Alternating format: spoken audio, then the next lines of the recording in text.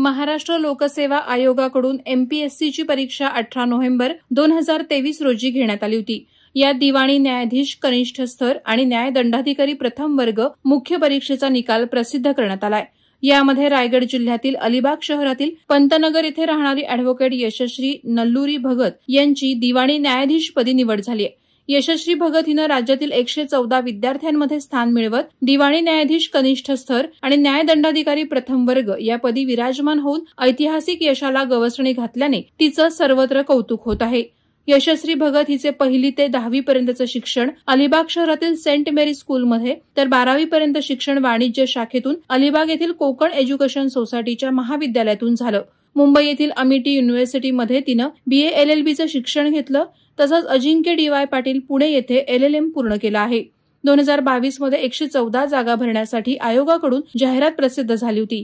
साधारणतः 10,000हून अधिक विद्यार्थ्यांनी प्रथम परीक्षा दिली होती। त्यातून 1,200 विद्यार्थी मुख्य परीक्षेसाठी पात्र ठरले होते।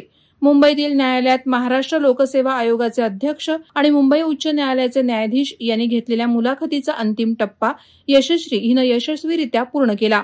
त्यात विद्यार्थ्यांची थेट मुलाखतीसाठी निवड झाली। या परीक्षेसाठी वरिष्ठ वकील गणेश शिरसाट आणि वकिली व्यवसायात मुंबई उच्च न्यायालयात प्रॅक्टिस करत असणारी त्यांची मोठी बहीण यांचं वेळोवेळी मिळालेलं मोलाचं मार्गदर्शन आणि आई वडिलांकडून मिळालेल्या प्रोत्साहनामुळे त्यांनी यश प्राप्त केल्याचं सांगितलं आहे। वादळवारा लाईव्हसाठी अमोल कुमार जैन, अलिबाग। नवी मुंबई व रायगड जिल्ह्यातील ताज्या बातम्या आणि घडामोडींसाठी सबस्क्राईब करा वादळवारा लाईव्ह चॅनल आणि दाबा बेल आयकॉन।